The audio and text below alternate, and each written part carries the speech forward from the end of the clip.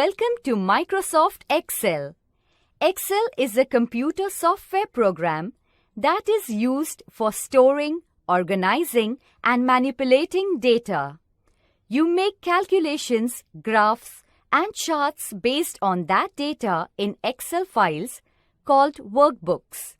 To create a new workbook, click on the Start button and click on All Apps. A list of available applications appears.